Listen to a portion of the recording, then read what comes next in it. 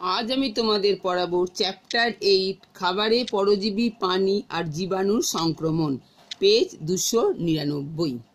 প্রথমে বললাম পরজীবীর সংক্রমণ। বিভিন্ন পশুর শরীরে অনেক সময় বাসা বাঁধে কৃমি জাতীয় প্রাণী। পশুর শরীরে আশ্রয় নেয় কৃমিরা হলো পরজীবী। একটা পরজীবী প্রাণীর নাম বলে তোমরা কি বলতে পারো? কৃমি। আচ্ছা, পরজীবীরা আশ্রয় নিয়েছে এমন পশুর মাংস, মানে যদি কাঁচা অবস্থায় বা সঠিক তাপমাত্রায় রান্না না করে খেলে ওই পরজীবীরা আমাদের শরীরে প্রবেশ করে আর মানুষের শরীরে তখন নানা রকম রোগ সৃষ্টি করে। তাহলে কি পরজীবীরা আশ্রয় নিয়েছে এমন পশুর কাঁচা মাংস বা সঠিক তাপমাত্রায় রান্না না করা যদি মাংস আমরা খাই, তাহলে ওই পরজীবীরা আমাদের শরীরে প্রবেশ করছে, তখন আমাদের শরীরে নানা রকম রোগ সৃষ্টি হয়। ঠিক আছে, মানুষের শরীরে কয়েকটা পরজীবী সংক্রমণ সম্পর্কে আমরা জেনে নিই। আচ্ছা, প্রথম হচ্ছে পশুর নাম, তাদের শরীরে কি পরজীবী বাস করে, পরজীবীর প্রকৃতি, তারপরে সংক্রামিত মাংস খেলে যে যে রোগ লক্ষণ দেখা দেয়। প্রথমে আমরা কি পড়বো? গরু। প্রথমটা কি পড়বো? গরু। ঠিক আছে, গরু যদি ভালোভাবে সেদ্ধ করা মাংস না, যদি না মানে ভালোভাবে সেদ্ধ না করা মাংস খেলে কি হবে? এখানে কি পরজীবী থাকে? ফিতাকৃমি। পরজীবী প্রকৃতি কি? ফিতাকৃমি। যে যে রোগ লক্ষণগুলো দেখা দেয় কি হবে? পেটে ব্যথা, ডায়রিয়া, গা বমি ভাব, খাবারে অনিয়া হতে পারে গরুর মাংস যদি ভালোভাবে সেদ্ধ করে না খাওয়া হয়। গরুতে কি পরজীবী থাকে? ফিতাকৃমি। শুয়োরে দুটো থাকে, ফিতাকৃমিও থাকে আর হচ্ছে গোলকৃমিও থাকে। ফিতাকৃমি গোলকৃমি দুটোই থাকে। আচ্ছা, শুয়োরেরও যদি ভালোভাবে সিদ্ধ না করা মাংস খেলে কি হবে? বললাম ফিতাকৃমি আর গোলকৃমি। আচ্ছা, গোলকৃমির ডিপ, সংক্রামক লার্ভা সবই থাকে। গোলকৃমি মানে এগুলো সবই গোলকৃমির মধ্যে এগুলো থাকে। ফিতাকৃমি গোলকৃমি দুটো পরজীবী থাকে। ফিতাকৃমি সংক্রমিত খেলে কি হয়? ধরো মানুষের শরীরে বিভিন্ন অংশে পৌঁছে গেলে মাথায় যন্ত্রণা, মাথা ঘোরা, এমনকি মাঝে মাঝে কাঁপুনি হতে পারে। ঠিক আছে, মাঝে মাঝে কি হতে? কাঁপুনি হতে পারে। আর গোলকৃমিটা কি? গা বমি ভাব, ডায়রিয়ার মতো লক্ষণ দেখা দিতে পারে। তাহলে এইটা তুমি খুব ভালো করে পড়ে নেবে। গরু বা শুয়োরের মাংস যদি ভালোভাবে সিদ্ধ করে না খাওয়া হয় তাহলে কি কি রোগ লক্ষণ দেখা দেয়, আর গরুতে কি পরজীবী থাকে আর শুয়োরে কি পরজীবী থাকে। ঠিক আছে, এবার পরেরটায় চলে যায়। আচ্ছা, এবার হচ্ছে তোমাদের হচ্ছে বার্ড ফ্লু। আচ্ছা, বার্ড ফ্লুটা কি? এটা হচ্ছে এক ধরনের ইনফ্লুয়েঞ্জা ভাইরাস। এটা ভালো করে করবে। H5N1 এক ধরনের ইনফ্লুয়েঞ্জা ভাইরাস, H5N1। পোলট্রির মুরগিরা বার্ড ফ্লু দ্বারা আক্রান্ত হয়। বার্ড মানে পাখি, ফ্লু আক্রান্ত হয়। আচ্ছা, এই বার্ড ফ্লুতে আক্রান্ত মুরগিদের লালারস, সর্দি বা মলের সংস্পর্শে এলে অন্য মুরগিরাও এই ভাইরাসে আক্রান্ত হয়। ওই জন্য বার্ড ফ্লুতে খুব অনেক মুরগি মারা যায়। তাহলে এই বার্ড ফ্লুতে আক্রান্ত মুরগিদের লালারস, সর্দি বা মলের সংস্পর্শে এলে অন্য মুরগিরাও এই ভাইরাসে আক্রান্ত হয়।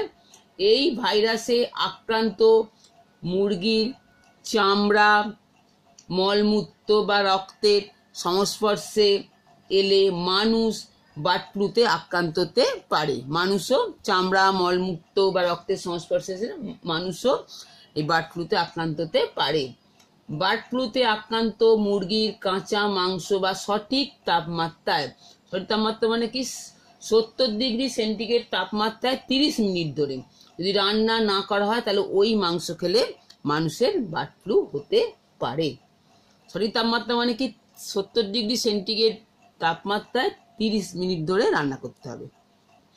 আচ্ছা, এই লক্ষণগুলো কি? এর লক্ষণ কি না? বার্ড ফ্লু হলে প্রথম দিকে কি হচ্ছে? জ্বর, গলা খুসখুস, চোখে সংক্রমণ, বমি ও ডায়রিয়ার মতো লক্ষণ দেখা দেয়।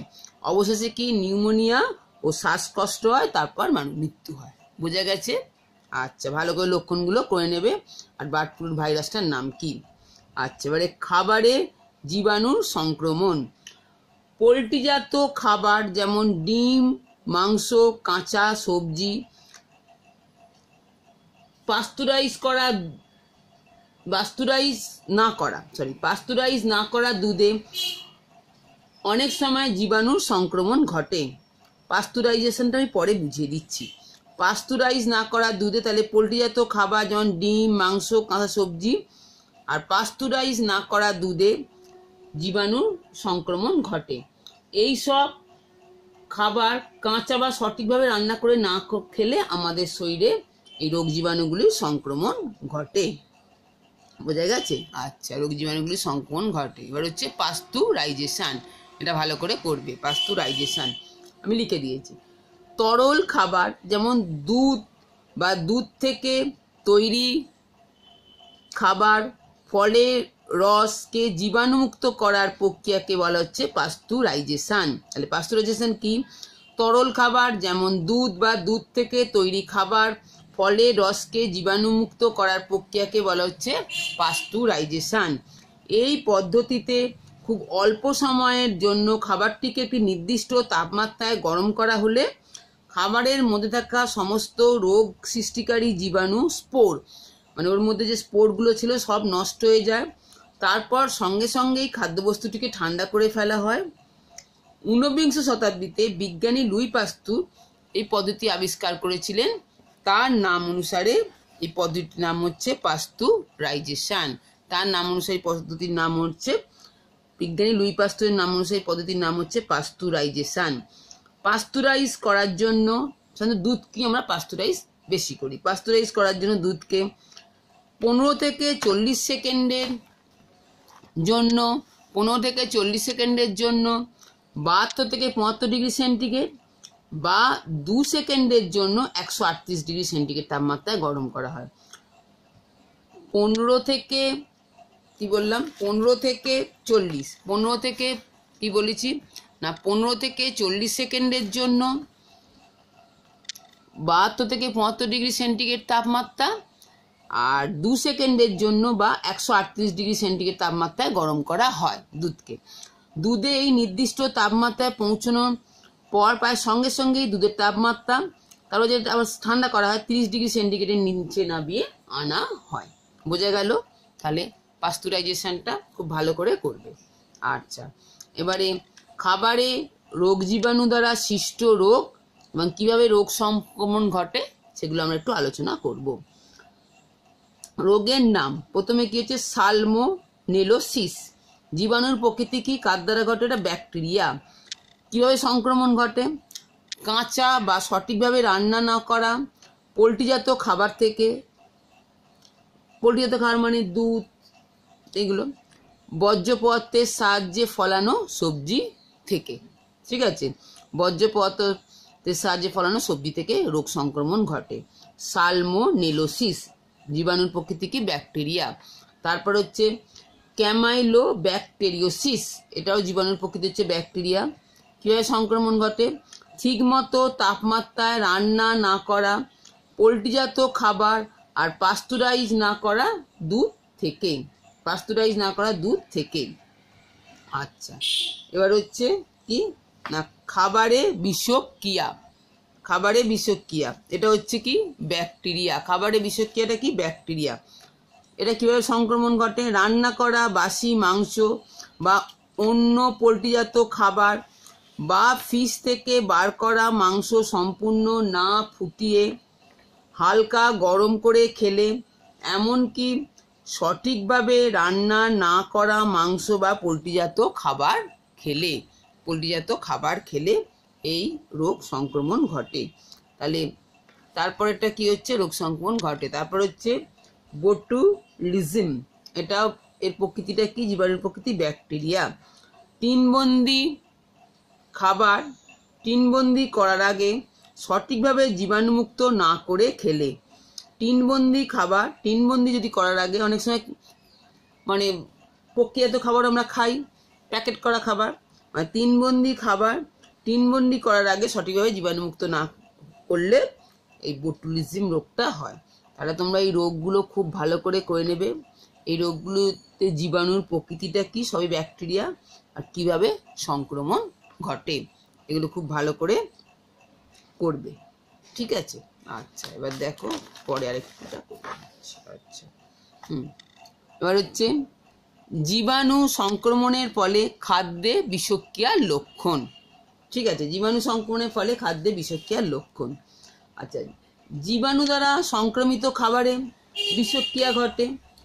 তার ফলে এই ধরনের জীবাণু সংক্রমিত খাবার খেলে আমাদের নানা রকম রোগ লক্ষণ দেখা দেয়। 2-3 ঘন্টার মধ্যেই রোগ লক্ষণগুলো দেখা দেয়। বিষক্রিয়া, জীবাণু দ্বারা সংক্রমিত খাবারে বিষক্রিয়া ঘটে।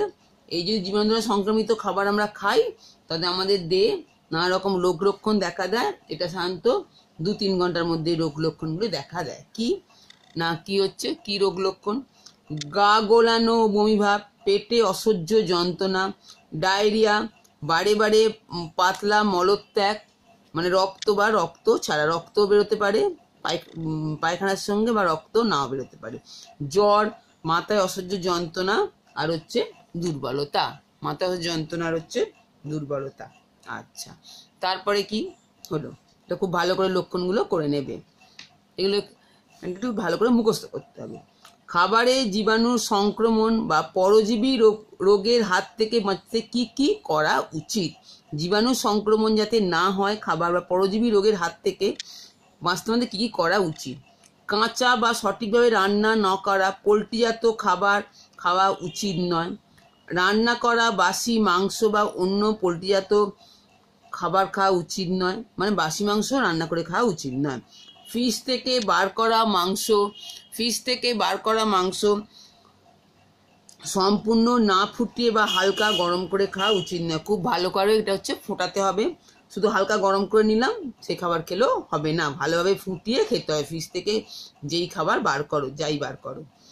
সব সময় খাদ্যবস্তু ঢেকে রাখা উচিত। খারাপ স্বাদ বা গন্ধযুক্ত খাবার খাওয়া উচিত নয়।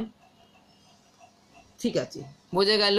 এই লক্ষণগুলো খুব ভালো করে আমি 5টা লক্ষণ লিখে দিয়েছি, এই লক্ষণগুলো খুব ভালো করে নেবে। আচ্ছা, খাবারে বিষক্রিয়া থেকে অসুস্থ হয়ে পড়েছো, বুঝতে পারলে কি করণীয়? ডাক্তারবাবুর সঙ্গে যোগাযোগ করতে হবে। বারে বারে পাতলা মলত্যাগ হলে নুন বা চিনির জল বা ORS দিতে হবে। ORS দিতে হবে। ঠিক আছে, আজ এই পর্যন্ত।